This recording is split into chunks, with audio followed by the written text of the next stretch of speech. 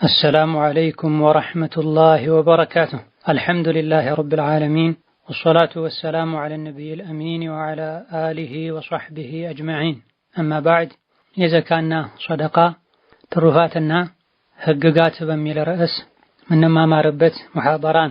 إنه الله تبارك وتعالى دين الإسلام يتلاقي عينة عبادة وچن يقفا درقو دنقو تال هلون ما عينة عبادة وچن بمتقبر ወደሱን ቀርብና ስሜታችንን እናሸንፍ ዘንድ አላህ የደነገጋቸውን ድንጋጌዎች ሙሉ በሙሉ ተቀበለን ስንተገብር ትክክለኛ ሙስሊሞች እንሆናለን። አንዱን ብቻ መርጠን በመያዝና በመተግበር ትክክለኛ ሙስሊም መሆን አይቻልም።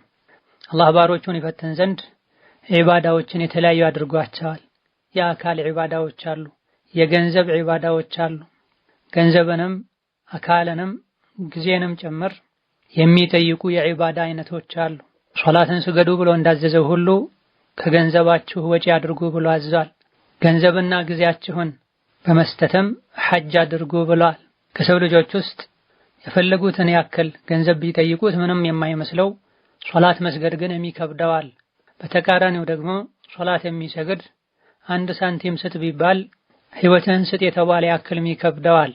ትክክለኛና የተሟላ ዲን ሊኖረው የሚችለው አንድ ሰው አላህ የደነገጋቸው ድንጋጌዎችን በተለይ የእስላም መሰረት የሚባሉትን በሙሉ ወዶ ሲቀበልና ሲተገበር ነው።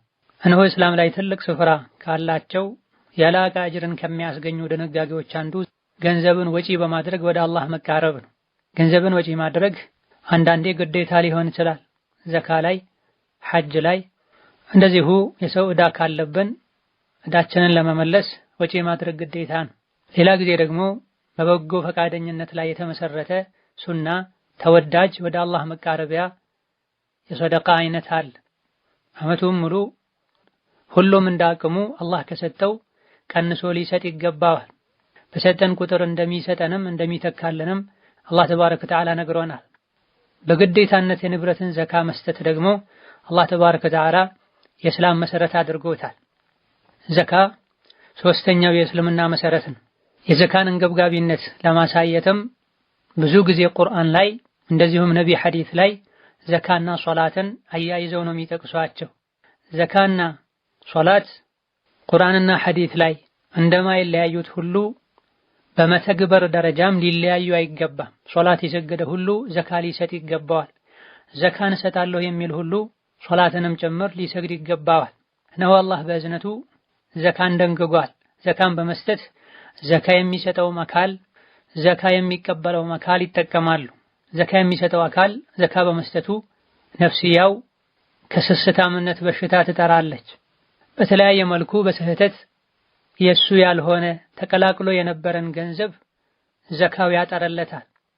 ዘካ የሚቀበሉ አቅመ ደካሞችም አላህ ተባረከ ወተዓላ በደነገገላቸው ከባለ ሀብት ወንድሞቻቸው በመደበላቸው የዘካ ገንዘብ ህይወታቸውን ማስተካከል ችግሮቻቸውን መቅረፍ ይችላሉ። እነሆ አላህ በሕክማው በጥበቡ ለተወሰኑት የዱንያን በር ከፍቶላቸዋል፣ ሰጥቷቸዋል። እነዚህ የጌታቸውን ኒዕማ አውቀው አመስግነው ከሰጣቸው ሊሰጡ ይገባቸዋል። የተወሰኑትን ደግሞ በሕክማው በጥበቡ በድህነት ፈትኗቸዋል። ሊሰብሩ ሊታገሱ ለመልካም ነው ሊሉ ይገባቸዋል። ያለውም የሌለውም ዱንያ ላይ ኖሮ አጀሉ ሲደርስ መሞቱ የማይቀር ነው።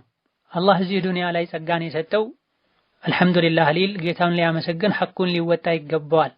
እዚህ ዱንያ ላይ ሪዝቁ የጠበበበትም ሊሰብር ሊታገስ ለኸይር ነው ለበጎ ነው ለኔ የሚበጀኝን እሱ ያውቃል ሊል ሊታገስ ከጌታው አኺራ ላይ የተሻለን ነገር ሊጠበቅ ይገባዋል። ማግኘቱ ብቻ አላህ ዘንድ የመወደድ የትልቅነት ምልክት አይደለም። ማጣቱ ደግሞ አላህ ዘንድ የመጠላትና የበታችነት ምልክት አይደለም። ዱንያን አላህ ለሚወደውም ለማይወደውም ይሰጣል። ኢማንን ዲንን አላህ ለሚወደው ሰው እንጂ አይሰጥም ብለዋል ነብዩ ሰለላሁ ዐለይሂ ወሰለም። ለሁሉም የሰው ልጆች አላህ የሪዝቅን በር ቢከፍትላቸውና ሁሉም እንደ ልቡ የፈለገውን ቢያገኝ ምድር ላይ ሰዎች እርስ በርሳቸው ይባሉ ነበር። ጥጋብ ወሰን እንዲያልፉ ያደርጋቸው ነበር። ነገር ግን አላህ በሕክማው ዩነዝሉ ቢቀደሪ ማ የሻ ኢነሁ ቢዒባዲሂ ኸቢሩን በሲር ብሎናል። ለሰው ልጆች አላህ ሪዝቅን ሲሳይን ቢዘረግፍላቸው ምድር ላይ ወሰን ያልፉ ነበረ። ነገር ግን በመጠኑ ያወርድላቸዋል፣ ሲሳዩን ይለግሳቸዋል። እርሱ ጌታ አላህ ባሮቹን ከማንም በላይ ጠንቅቆ የሚያውቅ ስራቸውን ውስጣቸውን የሚያይ ጌታ ነው ብለዋል። እነሆ ወደ ዘካ ስንመለስ ዘካ ዋጅብና ግዴታ ነው፣ የእስላም መሰረት ነው። አላህ በተከበረው ቃሉ ሶላትን ስገዱ፣ ዘካን ስጡ፣ መልእክተኛውን ታዘዙ፣ አላህ ያዝንላችኋል ብለዋል። ነቢይም ዓለይሂ ሰላቱ ወሰላም በተለያዩ ሐዲቶች እስላም 5 ማዕዘናት ላይ እንደተመሰረተና ከዚህ ውስጥም አንዱ ዘካ እንደሆነ ተናግረዋል። ሙዓድን ወደ የመን ለማስተማር ሲልኳቸውም በመጀመሪያ ደረጃ ላኢላሃ ኢለላህ ሙሐመዱር ረሱሉላህ እንዲሉ ጥሪ ያደርግላቸው፣ አስተምራቸው። ይሄን ከተቀበሉህ በቀን 5 ጊዜ ሶላት እንዲሰግዱ አላህ ግዴታ እንዳደረገባቸው ንገራቸው። ይሄን ከተቀበሉህ ደግሞ አላህ ከንብረታቸው ላይ ከገንዘባቸው ላይ የዘካ ሰደቃን ግዴታ እንዳደረገ ከሀብታሞች ተወስዶ እዛው አካባቢ ላይ ላሉ ለአቅመ ደካሞች ለድሆችም እንደሚሰጥ ንገራቸው ብለዋል። ከሶላት በኋላ አላህ ዘካን ግዴታ እንዳደረገ ሐዲስ ላይ ተናግረዋል። ዘካ ግዴታ ሆኖበት የዘካንም ግዴታነት ከማወጋ ዘካ አልሰጥም ብሎ የምን ዘካ ነው ብሎ ያስተባበለ ሰው ይከፍራል፣ ከእስልምና ይወጣል። ሶላት መስገዱ ላኢላሃ ኢለላህ ማለቱም አይጠቅመውም። የዘካን ግዴታነት አስተባብሎ የካደ የከለከለ አኺራ ላይ እሳት ውስጥ ዘውታሪ ይሆናል። አላህ በተከበረው ቃሉ ሙሽሪኮች ካፊሮች ከተወበቱ ሶላትም ከሰገዱ ዘካም ከሰጡ የዲን ወንድሞቻችሁ ናቸው ብለዋል። በሌላኛው የሱረቱ ፉሲለት አንቀጽም ወወይሉን ሊልሙሽሪኪን አለዚነ ላ ዩእቱነ ዘካህ ብለዋል። ዘካ ለማይሰጡ ሙሽሪኮች አጋሪዎች ወዮላቸው ብለዋል። እንደዚሁ በሱረቱ አተውባ ቁጥር 34 ላይ እነዚያ ወርቅና ብርን የሚያከማቹና በአላህ መንገድ አላህ ስጡ ባላቸው መልኩ የማይሰጡ አኺራ ላይ አሳማሚ በሆነ ቅጣት አበስራቸው፣ አሳማሚ ቅጣት እንደሚጠብቃቸው ነገራቸው። ሐቁን መስጠት ትተው ሰስተው ያከማቹት ገንዘባቸው የቂያም ቀን በአኺራ እሳት ይግላል። የጋለው የአኺራ እሳት ላይ በተጨማሪ እነሱ ያከማቹት ገንዘብ ግሎ ራሳቸው ባከማቹትና አኺራ እሳት ላይ በጋለው ገንዘባቸው ግንባራቸው፣ ጀርባቸውና ጎንና ጎናቸው ይጠበሳል፣ ይቃጠላል። ታከማቹት የነበረውን ገንዘብ ዋጋውን ቅመሱ ይባላሉ ብለዋል አላህ ተባረከ ወተዓላ። ማንኛውም ዘካ ያልወጣለት ንብረት ከንዝ ይባላል። የትኛውም ዘካ የወጣለት ንብረት ደግሞ ከንዝ አይባልም። ማንኛውም ዘካ ወጅቦበት የንብረቱን ዘካ ያላወጣ ሰው የቂያም ቀን እሳት ሆኖ አኺራ ላይ ይጠበስበታል። አንቀጹ ላይ ጅባሁሁም ወጁኑቡሁም ወዙሁሩሁም ተብሏል። ሐቁን ከልክለው ያከማቹት ገንዘብ አኺራ ላይ እንደ ካውያ መጥበሻ ሆኖ ግንባራቸውን፣ ጀርባቸውን፣ ጎንና ጎናቸውን ይጠብሳቸዋል፣ ያቃጥላቸዋል ተብሏል። ለምንድን ነው እነዚህ የሰውነት አካላቶች የተመረጡት? ግንባር፣ ጀርባ፣ ጎንና ጎን የሚለውን በተመለከተ በርካታ ሙፈስሮች ብዙ ጊዜ ዘካ የሚገባቸው አቅመ ደካሞች ከፊት ለፊት መጥቶ ሲጠይቋቸው ባለ ሀብቶችን ፊታቸውን ስለሚያዞሩባቸው ነው። ቦታ እየቀያየሩ ከግራ ከቀኝ ከፊት ከኋላ ቢመጡባቸውም ፊት ስለማይሰጧቸው ሲበዛ ደግሞ ጥለዋቸው በመሄድ ጀርባቸውን ስለሚሰጧቸው ነው ብለዋል። አንዳንዶች ደግሞ እነዚህ የሰውነት አካላቶች ብዙ ጊዜ አደጋ ሲገጥም ማምለጫ አቅጣጫዎች ናቸው። ዱንያ ላይ ዘካን የከለከለ አኺራ ላይ ማምለጫ ያጣል። ከግራም ከቀኝም ከፊትም ከኋላም እሳት ይከበዋል። እነዚህ የሰውነት አካላቶች የተጠቀሱትም ለዚህ ነው ብለዋል። በትክክልም የሰው ልጅ አደጋ ሲገጥመው አደጋ የመጣበት ከኋላ ከሆነ ወደፊት ሸሽቶ ያመልጣል። ከፊት ከሆነ ወደ ኋላ ሸሽቶ ሊያመልጥ ይችላል። ከቀኝ ከሆነ ወደ ግራ፣ ከግራ ከሆነ አደጋው ያለው ወደ ቀኝ ሊሸሽ ይችላል። አኺራ ላይ ዘካን የከለከለ ሰው በእነዚህ በአራቱ መቅጣጫዎች ተከቦ የአኺራ እሳት ታነደዋለች ተብሏል። ከዚህም በተጨማሪ ኢማም ሙስሊም ሶሒሓቸው ላይ በዘገቡት የአቡ ሁረይራ ሐዲስ ላይ ነብዩ አለይሂ ሰላቱ ወሰላም የሚከተለውን ብለዋል። የተኛውም ወርቅም ይሁን ብር ያለው ዘካውን ያላወጣ ሰው የቂያም ቀን ከዚህ ከወርቅና ከብሩ መጠበሻ እሳት ተሰርቶለት ግንባሩ፣ ጀርባው፣ ጎንና ጎኑ እንደሚጠበስ እንደሚቃጠል በቀዘቀዘ ቁጥርም ዳግም እንደሚግል አላህ በባሮቹ መሃል ፍርድ እስኪሰጥ ድረስ በዚህ መልኩ እንደሚሰቃይ ተናግረዋል አለይሂ ሰላቱ ወሰላም። ከእንስሳት ከግመል ከከብትና ከበግና ፍየሎች ዘካቸውን ያላወጣ ሰውም ተመሳሳይ በሆነ መልኩ አኺራ ላይ እንደሚሰቃይበት ተናግረዋል። ይሄም ዘካን ለሚከለክል ሰው ከፍተኛ ማስጠንቀቂያ ነው። አላህ ተባረከ ወተዓላ ዘካ የሚወጅብበትን ንብረት ሰጥቶት ዘካውን ያላወጣ ሰው ዘካውን ከልክሎ ያከማቸው ንብረት የቂያም ቀን ጭንቅላቱ በመርዝ የተሞላ እባብ ሆኖ አላህ ዘካ የወጀበበትን ንብረት ዘካውን የከለከሉ ሰዎች ላይ እባቡ ተጠምጥሞባቸው እባቡ አፉን እንደሚይዘውና እኔ ዱንያ ላይ ታከማቸኝ የነበርኩት ሀብትህ ነኝ እንደሚለው ኢማም ቡኻሪ በዘገቡት ሐዲስ ነቢ ተናግረዋል። የሐዲሱ መጨረሻ ላይም እነዚያ አላህ ከትሩፋቱ ከችሮታው ከሰጣቸው ከመስጠት የሚሰስቱ ሰዎች ይህ ድርጊታቸው ለነሱ መልካም እንዳይመስላቸው ይልቅ ለነሱ አደጋ ነው። ዱንያ ላይ ሰስተው ሲያከማቹት የነበረው አኺራ ላይ ዙሪያቸውን ይከባቸዋል የሚለውን የሱረቱ አተውባን አንቀጽ አንብበዋል። ይህን ማንኛውም ዘካ ወጅቦበት ዘካው የማይወጣ ንብረት ዱንያ ላይ ከልካዮች እንደበሉት አኺራ ላይ ተመልሶ ይበላቸዋል። በተለይ ሐዲሱ ላይ ወርቅና ብር ተብሏል። ሌሎች ላይ ግመል፣ በግ፣ ከብት ተብሏል። ሁሉም እንዲህ አይነት ንብረት ያላቸው ሰዎች ከእንዲህ አይነቱ ውርደት በፊት ዘካቸውን ሊያወጡ ይገባል። የዘካን ግዴታነት ከማመን ጋር በቸልተኝነት በግዴለሽነት ዘካ ከመስጠት ወደ ኋላ ያለ ነገር ግን ዋጅብነቱን ያላስተባበለ ሰው ከእስላም ይወጣል አይባልም። ነገር ግን ከባድ ወንጀል ተዳፍሯል፣ ለአላህ ቅጣትም ራሱን አጋልጧል ይባላል።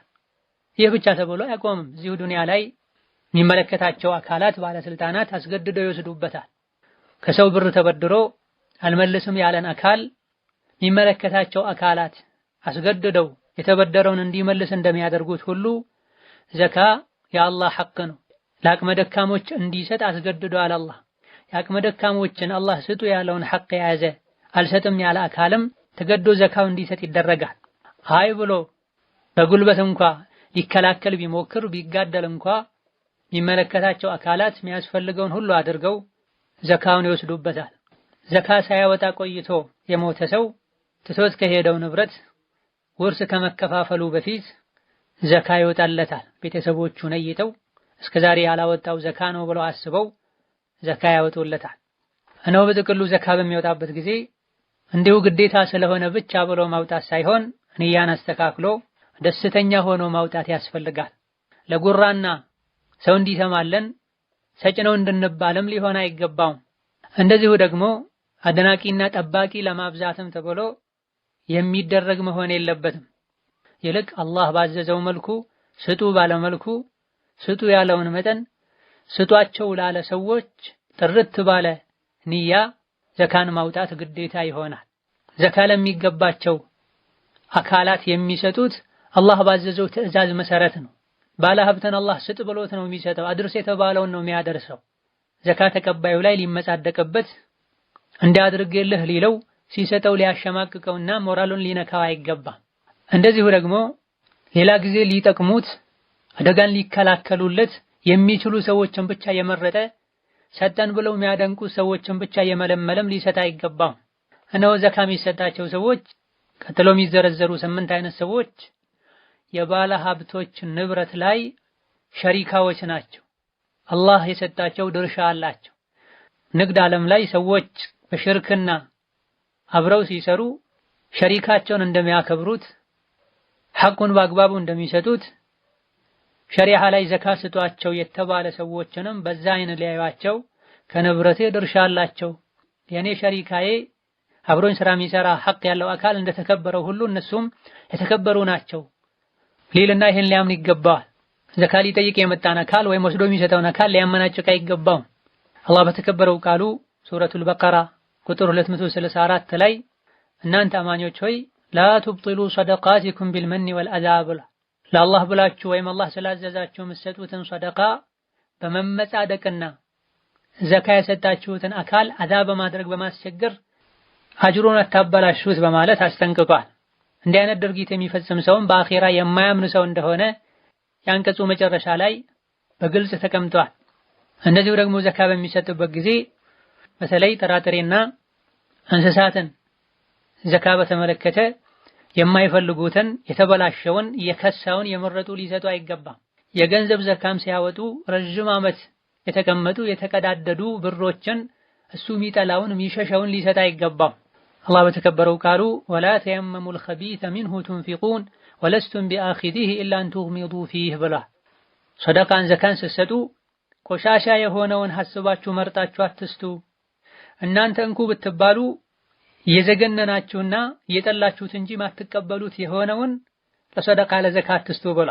ይሄን አንቀጽ መሰረት በማድረግም ሰው ጋር ብድር ያለው ብድሩን የወሰደው አካል ዳህይቶ ተቸግሮ መመለስ ያቃተው የሆነ ሰው ዘካ ላወጣ ስለሆነ ካሁን ቀደም ወስደኸው መመለስ ያልቻልከውን የብድር ገንዘብ በዘካ አካክሽልሃለሁ ከእንግዲህ አልጠይቅህም ሊለው አይገባም።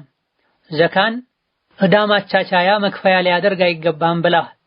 ምክንያቱም በብድር ሰው ጋር ያለ ገንዘብ የሱ መሆን አለመሆኑን ብዙም እርግጠኛ አይደለም። በተለይ ደጋግሞ ጠይቆ ካልተሰጠው የተበደረው አካል መክፈል ማይችልበት ደረጃ ላይ ከደረሰ የኔ ነው ብሎ ማይተማመንበትን እጄ ላይ ያለ ምርጥ ሀብቴ ነው ማይለውን የዘካ መሸፈኛ ሊያደርገው አይገባም። ዘካ የሚሰጥ ነገር እንጂ ከእንግዲህ አላገኘውም ያልነውን ገንዘብ ምናካክስበት መሆን የለበትም ብላ። እነሆ ዘካ ንብረትን እንደዚሁ ደግሞ ባለ ንብረቱንም ጭምር የሚመለከት ግዴታ ነው። በርካታ የዲን ህግጋት ላይ የግለሰቦች ሁኔታ ታይቶ ግዴታው ሊመለከተውም ላይመለከተውም ይችላል። አቅምና ጤና የሌለው ሰው በጊዜው ሐጅ ማድረግ አይወጅብበትም። በሽተኛ የሆነና መሰል ምክንያቶች ያሉት ሰው ጾም አይወጅብበትም። ሌሎችም ምሳሌዎች አሉ። ዘካን በምናይበት ጊዜ ግን የተኛውም ግለሰብ ገንዘብ ካለው ዘካ ይወጅብበታል። ግለሰቡ ህፃንም ይሁን አዋቂም ይሁን የአእምሮ በሽተኛም ይሁን ጤነኛም ይሁን ወላጅ ያለውም ይሁን የቲምም ይሁን ገንዘብ ካለው ዘካ ይወጅብበታል። ምክንያቱም አላህ በተከበረው ቃሉ ወፊ አምዋሊሂም ሐቁን ሊሳኢሊ ወልመሕሩም ብላ። ገንዘቡ ንብረቱ ራሱ ላይ ነው ሐቅ ያለው ከንብረቱም ባለቤት ጋር ማለት ነው። ገንዘቡ ራሱ ላይ ስለሆነ ሐቁ ያለው የገንዘቡ ባለቤት ምንነት አይታይም። የአእምሮ በሽተኛ ሐጅ አይወጅብበትም፣ ሶላት አይወጅብበትም። ነገር ግን ዘካ ይወጅብበታል። ራጂሑ ይሄ ነው ከዑለሞች አቅዋል። ህፃናት ላይ ሶላት አይወጅብም፣ ሐጅ አይወጅብም ለአካለ መጠን እስካልደረሱ ድረስ። ነገር ግን ከገንዘባቸው ዘካ ይወጅባል። ይሄን በመረዳት የህፃናትን ገንዘብ ንብረት የሚያስተዳድር ሰው የቲሞችም ይሁኑ ሌሎች ዘካ ሊያወጣ ይገባዋል። የአእምሮ በሽተኛ የሆኑ ሰዎችን ንብረት የሚቆጣጠር ዘካውን ሊያወጣ ይገባዋል። እንደዚሁ ዕዳ ያለበት ሰው ዕዳ ስላለበት ተብሎ ዘካ አይቀርለትም። ራጂሑና ትክክለኛው ከዑለሞች አቅዋል ዕዳ ዘካን አይከለክልም። ምክንያቱም ነቢያችን ሰለላሁ ዐለይሂ ወሰለም የተለያዩ ዘካ የሚሰበስቡ ሱሐቦቻቸውን ዘካ ወደሚያወጡ ሰዎች ሲልኳቸው ዕዳ ያለበትን ሰው ተውት እለፉት አላሏቸው። ዘካ የሚወጅብበት ንብረት ካለው ሰው ሁሉ ዘካውን ተቀበለው እንዲያመጡ አዘዋቸዋል። በሱ ኃላፊነት እስካለ ድረስ ቢጠፋ የሚከፍል የሚጠየቅ እስከሆነ ድረስ ወይም ለባለቤቱ መመለስ እሱ ጋር እስካለ ድረስ ደግሞ ዘካውን ማውጣት ይጠበቅበታል።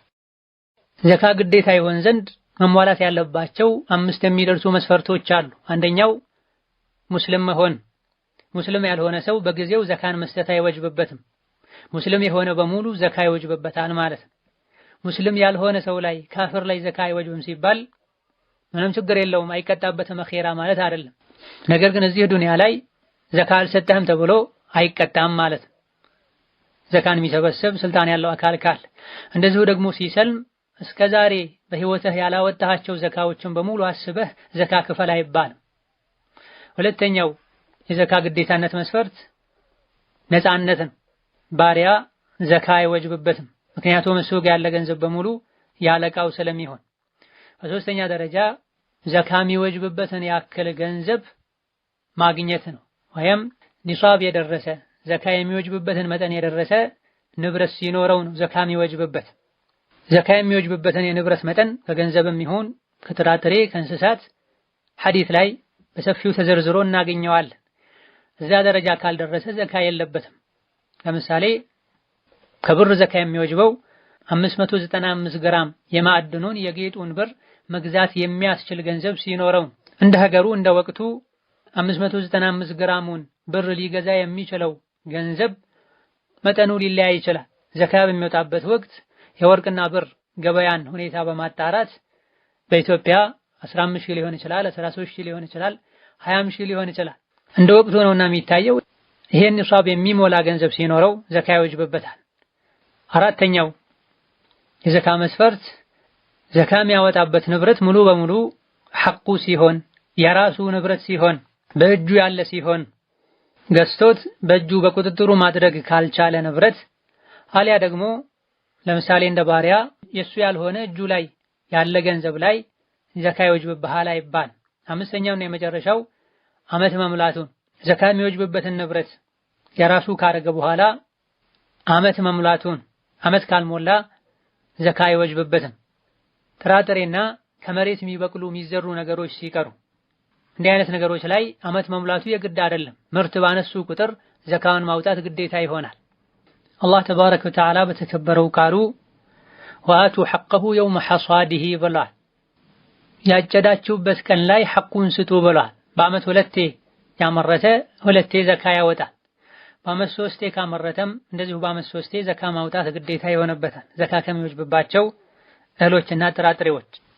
ደሞዝተኛ የሆነ ሰው ከደሞዝ ዘካ እንዴት ነው የሚወጣው የሚለውን በተመለከተ ቀላሉና የተሻለው ከደሞዝ ዘካ ማውጫ መንገድ አንድ ብሎ ደሞዝ የተቀበሉበትን ቀን መዝግቦ በመያዝ ዓመት ሲሞላ እጁ ላይ ያለውን ገንዘብ በሙሉ ሂሳብ ሰርቶ ዘካ ማውጣት ነው የሚሻለው። በዚህ መልኩ ዘካ ማውጣቱ ለሂሳብ አሰራር ቀላል፣ ከሁሉም እጃችን ላይ ካለው ገንዘብም ዘካ ማውጣታችን እርግጠኛ የምንሆንበት መንገድ ነው። ደሞዝ ከተቀበለበት ቀን ጀምሮ ዓመት ሲሞላ ዘካ ካወጣ የመጨረሻ የ11ኛውን የ10ኛውንም ወር ጭምር ማውጣት ይሆናል። ዓመት ሳይሞላው እንዴት ያወጣበታል የተባለ እንደሆነ አንድ ብሎ የጀመረበት ቀኑ ዓመት የሞላው ገንዘቡ በዛ ጊዜ ዘካው ሲወጣ ዓመቱ ሞልቶ ነው የወጣው። ኋላ ላይ ዘግይተው የተቀመጡ የተገኙ ገንዘቦች ግን ዘካቸው ቀድሞ እንደወጣላቸው ይቆጠራል። ዘካን ቀደም አድርጎ ማውጣት ችግር የለውም። እስከ 2 ዓመት ዘካን አስቀድሞ ማውጣት ችግር የለውም። ሌላኛው መንገድ የእያንዳንዱን ወር ሂሳብ እየሰሩ ማውጣት ነው። ይሄ አድካሚ ሊሆን ስለሚችል የተሻለው አንድ ብሎ ብር ማስቀመጥ ከጀመሩበት ጊዜ ጀምሮ ዓመት ሲሞላ ማውጣት። ዓመት የሞላው በወቅቱ ነው የወጣለት፣ ያልሞላው ደግሞ አስቀድመው ነው ያወጡለት። ሁለተኛ የሚወጅበው ቀጣይ ዓመት ላይ ያቺው ቀን ስትደርስ ነው።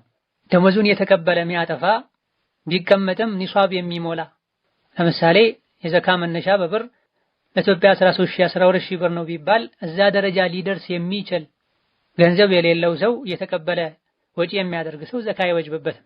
በልተሃል አጥፍተሃልና እሱንም ጭምር አስበህ ዘካ አውጣ ይባል። አላሁመ ኢላ ከዘካ ሸሽቶ ዘካ እንዳያወጣ ብሎ ገንዘቡን ያጠፋ ሰው መጠየቁ አይቀርለትም። በዋነኝነት ዘካ የሚወጅብባቸው የንብረት አይነቶች 4 ናቸው።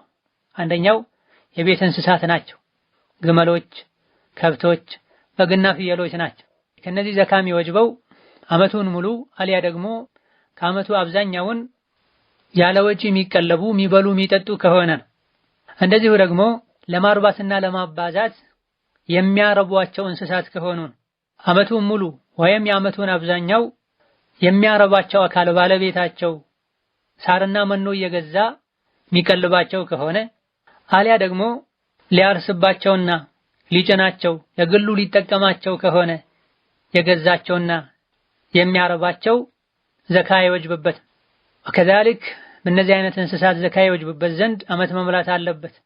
ባለቤትነታቸው የሱ ከሆነ ጀምሮ ኒሷባቸውም ዘካ የሚወጅብበት መጠን የደረሰ መሆን አለበት። እነዚህ እንስሳት እያንዳንዳቸው ራሱን የቻለ የዘካ መነሻ መጠን አላቸው። ከግመል 5 ግመል ሲኖረው ነው። ከ5 ግመል በታች ከሆነ ዘካ የለበትም። ከ5ቱ ግመል አንድ በግ ነው የሚያወጣው። ከዛ በኋላ 25 እስኪደርሱ ድረስ ከየ5 ግመሎች አንዳንድ በግ ማውጣት ይወጅብበታል። 25 እና ከዛ በላይ ሲሆኑ ነው ወደ ግመል የሚሸጋገረው። ከብት 30 ሲኖረው ዝቅተኛው ዘካ የሚጀምርበት ቁጥር፣ በግና ፍየል ደግሞ 40 ሲኖረው ከ30 ከብት አንድ ጥጃ ነው የሚያወጣው። ከ40 በግ እስከ 121 እስኪደርሱ ድረስ አንድ በግ ወይም አንድ ፍየል ነው የሚያወጣው። በግና ፍየል እንደ አንድ ነው የሚታዩት። ሁለተኛው ዘካ የሚወጅብበት የንብረት አይነት ከመሬት የሚገኙ ጥራጥሬና አንዳንድ ፍራፍሬዎች ናቸው። እንደ ቴምር ያሉ ከነዚህ ዘካ የሚወጣው ዓመት ተጠብቆ አይደል፣ ምርት ባነሱ ቁጥር ነው። አምርተው እህል በሰበሰቡ ቁጥር ነው ዘካ የሚወጅበው።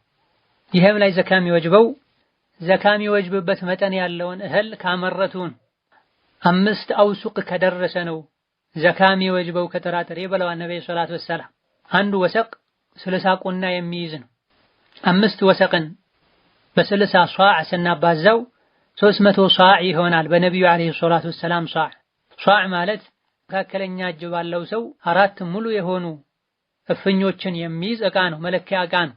ዘካ የሚወጅብበት የእህል መጠን ጥሩ ጥራት ባለው ስንዴ 612 ኪሎ ግራም እንደሚሆን ተነግሯል። ይህ መጠን በስንዴ ነው።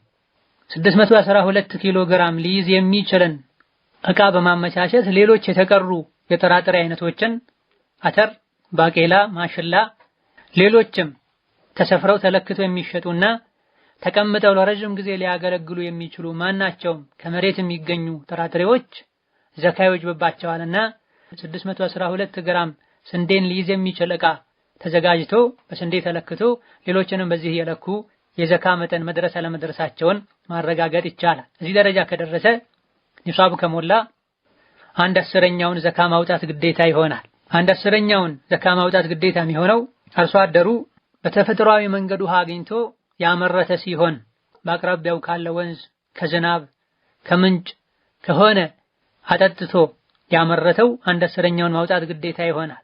ለፍቶና ደክሞ ያጠጣ ከሆነ ያመረተው የ1/10ኛው ግማሽ ነው የሚወጅብበት ነው። ይሄን አርሶ አደሮች ገበሬዎች ሊያውቁትና ሊጠብቁት የሚገባ ነጥብ ነው። እንደው ዘካ የሚወጅበው የወርቅና ብር የተከማቸ ሀብት ያላቸው ቱጃሮች ላይ ብቻ የሚመስላቸው ሰዎች አሉ። ገጠር ያለ ዘካ ይቀበላል እንጂ እንዴት ዘካ ይሰጣል የሚሉም አሉ። በርካታ ባለ ሀብቶችም ዘካ ባወጡ ቁጥር ገጠር ላሉ ዘመዶቻችን ብለው የሚልኩበት ሁኔታ አለ። ከብቶች ያሉት ምናልባትም ዘካ ሊወጅብባቸው የሚችል በግና ፍየሎች ላሉት፣ እንደዚሁ ደግሞ ሰፊ ሄክታር መሬቶችን እየዘራ ምርት የሚሰበስብ ለሆነ ሰው ዘካ ሊልኩ ይችላል። እህሎችን ያመረተ እሱ በመሰረቱ ዘካ ማውጣት ወጅቦበት ሳለ ማለት ከዘሩት ከተከሉት ነገር ሁሉም ዘካ አያወጡም። ከልክ ዘካ የሚወጣው ከሑቡብ ነው፣ ከጥራጥሬ ነው። እንደ ስንዴ፣ ማሽላ፣ ሽምብራ መሰል ከሆኑ ሳይበላሹ ረጅም ጊዜ ሊቆዩ ከሚችሉ ተለክተው ተሰፍረው ሊሸጡ ከሚችሉ ነገሮች ነው። እንደዚሁ እንደ ቴምር፣ ቡና፣ ዘቢብ፣ ለውዝ ካሉ ፍሬዎችም ዘካን ሊያወጡ ይገባቸዋል። ቆይተው አገልግሎት ሊሰጡ የማይችሉ ፍራፍሬዎች፣ አትክልቶች ዘካ አይወጅብም። ከጥቅል ጎመን፣ ከቲማቲም፣ ከሽንኩርት፣ ከአቮካዶና ከማንጎ ከመሰል ፈዋክህ ከሚባሉ ነገሮች ዘካ አይወጅብም። እነዚህን እየሸጡ ከሚያገኙት ገንዘብ ነው ዘካ የሚወጅበው፣ ከራሳቸው ዘካ አይወጅብም። ሶስተኛው የዘካ አይነት ወርቅና ብር ነው። ከወርቅና ብር ዘካ የሚወጅበው ከወርቅ 85 ግራም እና ከዛ በላይ፣ ከብር ደግሞ 595 ግራም እና ከዛ በላይ መጠን ያለው ገንዘብ ሲኖረው ዘካ የሚወጅበው። የግድ የማዕድኑ ወርቅና ብር ብቻ ሲሆን አይደለም ዘካ የሚወጣው። ባለንበት ጊዜ እነዚህን ተክቶ የሚያገለግለው የወረቀት ገንዘብ ከወርቅና ብር ዘካ እንደሚወጅበው ሁሉ እነዚህን እንደመተካት ሰዎችን ለግብይት ከሚያገለግለው የወረቀት ገንዘብ ዘካ ማውጣት ግዴታ ይሆናል። በነቢይ ዘመን በሷሐቦች ዘመን የነበረው የገንዘብ ዘካ አውጡ የተባለበት ወርቅና ብር ነው። ከወረቀት ብር ገንዘብ ዘካ አይወጣም ያሉ አሉ። ነገር ግን ትልቅ ስህተት። ትክክለኛው ራጂሑ ከወረቀት ገንዘብ ዘካ ይወጣል። ነገር ግን የወረቀት ገንዘብን ዘካ በምናሰላበት ጊዜ በወርቅ ወይም በብር ነው የሚሆን። ማለትም ወይም 85 ግራም ሊገዛ የሚችል ሳንቲም ገንዘብ ያለው ሰው ዘካ ይወጅብበታል እንላለን። አያ ደግሞ 595 ግራም የማዕድኑን የጌጡን የማዕድኑን ብር ሊገዛ የሚችል ሳንቲም ያለው ሰው ዘካ ይወጅብበታል ይባላል። ቤተኛው ነው የምናሰላው? ከፈለገን በወርቅ ከፈለገን በብር ነው ወይስ ትክክለኛው የቱ ነው? ኺላፍ አለበት በዑለሞች መሃል። የተሻለው በላጩ ራጂሑ በብር ሂሳብ ነው የሚሰላው። 595 ግራም የማዕድኑን የጌጡን ብር ሊገዛ የሚችል ሳንቲም ያለው ሰው ዘካ ይወጅብበታል። ብዙ ሰዎች በኢትዮጵያ ስንት ብር ሲኖረኝ ነው ዘካ የሚወጅብብኝ ያሉ ይጠይቃሉ። እንዲህ ተብሎ አይደለም የሚጠየቀው። የዘካ መነሻው ምንድነው? ስንት ነው ነው የሚባል። የዘካ መነሻው ራጂሑ ትክክለኛው 595 ግራም የማዕድኑን የጌጡን ብር መግዛት የሚችል ገንዘብ ነው። ያኒ 595 ግራም የማዕድኑን ብር መግዛት የሚችል ገንዘብ ያለው ሰው በሙሉ ዘካ ይወጅብበታል። 595 ግራሙ ብር ስንት ነው የሚሸጠው?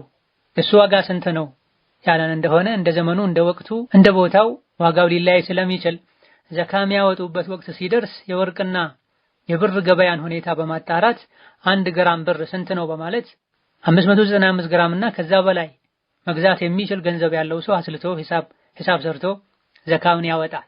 የአንዱ ግራም ብር ዋጋው 20 ብር ሊሆን ይችላል፣ 25 ብር ሊሆን ይችላል። 20 ወይም 25 ሲባዛ በ595 ብለን ሂሳብ ሰርተን 12000 ሊሆን ይችላል፣ 15000 ሊሆን ይችላል፣ 11000 ሊሆን ይችላል። እንደ ወርቅና ብሩ ገበያ ሁኔታ ይሄን ሂሳብ ሰርተን ዘካ እናወጣለን። በወርቅ ነው የሚሰላው ከተባለ ዘካ የሚያወጡ ሰዎች ቁጥራቸው ዝቅተኛ ይሆናል። ከወርቅ ዘካ ግዴታ የሚሆነው 85 ግራም እና ከዛ በላይ ካለ ነው። ብዙ ብር ያላቸው 85 ግራም ወርቅ መግዛት ላይችል ይችላል። የኔ ደግሞ ብዙ ምስኪኖች ይጎዳሉ። ራስንም የዘካን አጅር በማግኘት ተጠቃሚ ለማድረግ እንደዚሁ ደግሞ ገንዘብን ለማጥራት ምስኪኖችንም በብዛት ለመጥቀም የዘካ መነሻው መሰላት ያለበት በብር ሊሆን ይገባዋል። ከመገበያያ የወረቀት ገንዘብ ዘካ እንዳለው ሁሉ ከወርቅና ከብር ከራሳቸውም ዘካ አለ። 85 ግራም እና ከዛ በላይ የወርቅ ጌጥ ያላት ሴት በየዓመቱ ዘካውን ማውጣት ይወጅብባታል። 595 ግራም እና ከዛ በላይ የጌጡ ብር ያላት ሴት እንደዚሁ ወንድም ዘካውን ማውጣት ግዴታ ይሆንበታል። በመሰረቱ ወንድ ወርቅን እንደ ጌጥ መጠቀም አይፈቀድለትም፣ ሐራም ነው፣ ወንጀለኛ። በንብረትነት አስቀምጦት ሊሆን ይችላል። እንደ ቀለበት አድርጎ የሚጠቀመው የብር ጌጥ ሊኖረው ይችላል። ሴቷ እንደዚሁ ከሁለቱም ሊኖራት ይችላል። ከዚህ ዘካውን ሊያወጡ ይገባል። ወርቅና ብርን የገዙት ለንግድ ከሆነ ያስቀመጡት፣ አትርፈው ሊሸጡ ከሆነ ያስቀመጡት ዘካ እንዳለበት ምንም ኺላፍ የለም። ነገር ግን ሴት ልጅ ለራሷ ለጌጥ ብቻ ልትጠቀመው ከገዛቸው ወርቅና ብርም ዘካ አለ የለም ኺላፍ አለበት። ራጂሑና የተሻለው ማስረጃዎች የሚያጠናክሩት ወርቅና ብር እስከሆነ ድረስ ባለቤት እስካለው ድረስ ዘካ ይወጅብበታል። ምክንያቱም ቀደም ሲል የተጠቀሱ የቁርአን የሐዲስ ማስረጃዎች ይህንንም ጭምር ይመለከታል። ማ ሚን ሷሒቢ ዘሀቢን ወላ ፊዳ፣ የተኛውም ወርቅም ይሁን ብር ያለው ሐቁን ያላወጣ፣ በአንዳንድ ዘገባዎች ዘካውን ያላወጣ ሰው አኺራ ላይ በጀሃነም እሳት ግሎ ይጠበስበታል ተብሏል። ወርቅ የሚለው ብር የሚለው የሐዲሱ ቃል ሁሉንም አይነት ብር ይመለከታል።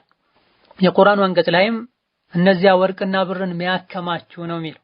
ማከማቸት ማለት ዘካውን አለማውጣት ነው ተብሎ ተፈስሯል ከደጋ ቀደምቶች ብለናል።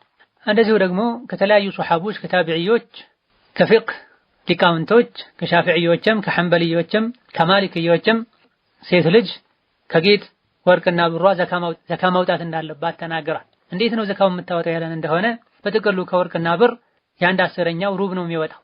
ከወርቅና ከብር ዘካውን የምታወጣው ራሱን የቀነሰች ሸጣ ነው የምታወጣው ወይስ እሷ ጋር ካለ ገንዘብ ራሷ ጋር ካለው ገንዘብ ሂሳብ እየሰራች ማውጣት ትችላለች? አመት በሞላ ቁጥር ሂሳብ ሰርታ ስንት እንደሆነ አረጋግጣ የሚወጅብበትን ያክል ከገንዘቧ ታወጣለች። ለራሷ ብር ከሌላት አሊያ ደግሞ ባሏ፣ ወንድሟ፣ ቤተሰቦቿ አወጣለሁ ካሉ ከወከለቻቸው ቢያወጡላት ችግር የለም። ታዲያ ከጌጧ ዘካ ታውጣ ከተባለ ዘካ አይጨርሰውም ያለን እንደሆነ አሁን አይጨርሰው 595 ግራም እና ከዛ በላይ ብር ሲኖራት ነው። ከዛ 1-2 ግራም ከቀነሰ ዘካ አይወጅብባትም። ከ595 ግራም በታች ያለን ጌጥ የብር ጌጥ መጠቀም ትችላለች ማለት ነው። ወርቅ ደግሞ 85 ግራም እና ከዛ በላይ ሲሆን ከዛ በታች ያለውን ለጌጥ ልትጠቀም ትችላለች። አራተኛውና የመጨረሻው ዘካ የሚወጅብበት የንብረት አይነት ሸቀጣ ሸቀጥ፣ ማንኛውም ለሽያጭ የቀረበ ነገር ማለት ነው። በመሰረቱ በራሱ ዘካ ባይወጅብበትም ለሽያጭ ከቀረበ ዘካ ይወጅብበታል። ጨርቃ ጨርቅ፣ ልብስ በራሱ ዘካ የለበትም። ቀደም ሲል የጠቀስናቸው አትክልት፣ ፍራፍሬ የሚባሉ ነገሮች በራሳቸው ዘካ የለባቸው። መሬት በመሰረቱ በራሱ ዘካ የለበትም። እንደዚሁ ደግሞ የቤት እንስሳት ከሚባሉት ውጪ ያሉ ለምሳሌ አህያ፣ ፈረስ በራሳቸው ዘካ የለባቸው። ዶሮ በራሱ ዘካ የለበትም። እነዚህ ነገሮች በሙሉ ግን የንግድ ዕቃዎች ከሆኑ ዘካ ይወጅብባቸዋል። ንግድ ከጀመረበት ቀን ጀምሮ አንድ ብሎ ቆጥሮ አመት ሲሞላ ያለውን ንብረት ሂሳብ ሰርቶ የአንድ አስረኛውን ሩብ ዘካ ማውጣት ይወጅብበታል። ንብረቱን በሙሉ ለ40 አካፍሎት ለ40 ሲያካፍለው የሚመጣው ውጤት ዘካ ማውጣት አለበት። ይሄም ላይ በተወሰነ መልኩ ከዑሩድ ቲጃራ ለንግድ ከቀረቡ ከሚሸጡ ነገሮች ዘካ የለም ያሉ አሉ። ነገር ግን ኢማም አቡ ዳውድ ከሰሙራ ኢብኑ ጁንዱብ ባስተላለፉት ሐዲስ أن رسول الله صلى الله عليه وسلم أمرنا أن نخرج الصدقة مما نعده للبيع بلا نبي صلى الله عليه وسلم ለሽያጭ ከምናዘጋጀው ነገር ዘካ እንድናወጣ አዘውናል ብለዋል።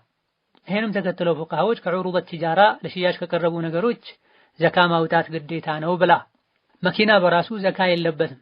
ህንጻዎች፣ መሬቶች በራሳቸው ዘካ የለባቸውም። ነገር ግን ከነሱ ከሚገኘው ገንዘብ ዘካ ማውጣት ግዴታ ይሆናል። ለምሳሌ ፎቅ ሰርቶ ቤቶችን ሰርቶ እያከራየ የሚጠቀም ሰው ከቤቱ ከራሱ ዘካ የለበትም። መኪና እያከራየ የሚጠቀም ሰው ከመኪናው ከራሱ ዘካ የለበትም።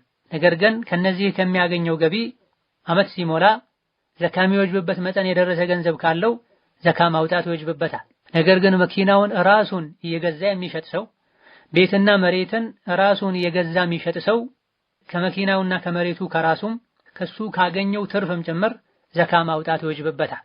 ለሽያጭ በመቅረቡ ዑሩድ ትጃራ የሚለው አራተኛው የዘካ ንብረት አይነት ውስጥ ይገባል ማለት ነው።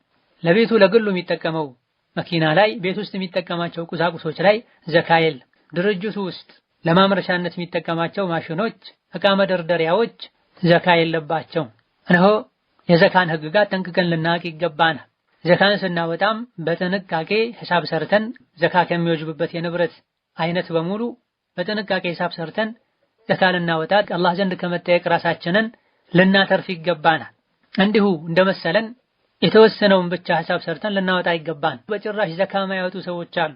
ዘካ ከሚያወጡት ውስጥም በአግባቡ በትክክል አንዲት ሳንቲም አንድ ብር ሳይቀር ሂሳብ ሰርተው ከሁሉም ንብረታቸው ዘካ ማያወጡም ጥቂት ማይባሉ ወይም ብዙ ሰዎች አሉ። አላህን ሊፈሩ አውጡ ባላቸው መልኩ ሊያወጡ ይገባል። ሶላትን መስፈርቱን ቁጥሩን ጠብቀን እንደምንሰግደው ዘካም እንደዚሁ የሚወጅበውን ያክል ልናወጣ ይገባናል። ለስሙ ብቻ ዘካ ወቅቱ ሲደርስ የተወሰነ ሳንቲም ቆጥረው የሚሰጡ ሰዎች አሉ። ንብረታቸውን አይቆጥሩ። ለሽያጭ የቀረቡ ዕቃዎችን ቆጥረው የገንዘባቸውን ልክ አውቀው በትክክል ሂሳብ ሰርተው ሳይሆን ብቻ ዘካ መውጣት ስላለበት የተወሰነ ቀንሰው የሚሰጡ ሰዎች አሉ። በግምት ዝም ብሎ መስጠት አይቻልም። ምክንያቱም አንዳንዴ ለመቀነስ በሩን ይከፍታልን። ለሽያጭ የቀረቡ የሱቅ የድርጅት ዕቃዎችን መቁጠር አሰለቸን፣ ሰራተኛ የለንም፣ በግምት እናወጣለን የሚሉ ሰዎች አሉ። አይደረግም። በትክክል እያንዳንዱ ተቆጥሮ መሆን አለበት። አላሁመ ኢላ የሚያወጣው ገንዘብ ከሚወጅብበት በላይ እንደሚሆን በተመቶ እርግጠኛ ከሆነ ችግር አይኖርም። የተጠራጠረ ግን ይሄ አይደረግም። ወከዛሊክ ዘካን ማውጣቱን ብቻ አይደለም የሚታየው። ዘካ የሚገባቸው ሰዎች አሉ። አላህ በተከበረው ቃሉ በቁጥር ገድቦ አስቀምጧቸዋል። ዘካ ለሚገባቸው ሰዎች ሊሰጥ ይገባዋል። ዘካ ቀደም ሲል እንደጠቀስነው የምስኪኖች ሐቅ ነው። ገንዘብን ለማጥራት አላህ ፊት ከመጠየቅ ለመዳን ብለን የምናደርገው ነገር ነው። ለማን ነው መስጠት ያለብኝ? እንዴት ነው መስጠት ያለብኝ? አዋቂዎችን ማማከር ያስፈልገዋል። የሚገባቸው ሰዎችን ሆን ብሎ ማፈላለግ ያስፈልገዋል። ዘካ እንደዚሁ አውጥተን ለሆነ ሰው በመስጠት የምንገላገለው ግዴታ አይደለም። ዘካ የምስኪኑ እጅ ላይ እስኪገባ ድረስ ኃላፊነቱ ከባለ ሀብቱ ላይ አይወርድም። እዛው አቅመ ደካሞች ያሉበት ሀገር ላይ ነው ሊሰጥ የሚገባው። ያለበት ሀገር ላይ አቅመ ደካማ ከሌለ ወይም ደግሞ ሌሎች ከሸፈኑና ሌላ አካባቢ ላይ በጣም የተቸገሩ ካሉ ሌላ ሀገር ሊላክ ይችላል። ነገር ግን ዘካውን ወደዛ ለማድረስ ወጪ ቢያስፈልገው፣ የተላከው አካል የመጓጓዣ የትራንስፖርት ቢያስፈልገው፣ የወጪ ቢያስፈልገው ከዘካው እንኳን መንካት መቀነስ አይቻልም። ባለሀብቱ የሚያስከፍለውን ሁሉ ከፍሎ ራሱ ከኪሱ አውጥቶ አቅመ ደካሞች ጋር ሙሉውን የዘካ ገንዘብ ሊያደርስ ይገባዋል። አንዲት ሳንቲም ልትቀነስ ልትጎድል አይገባ።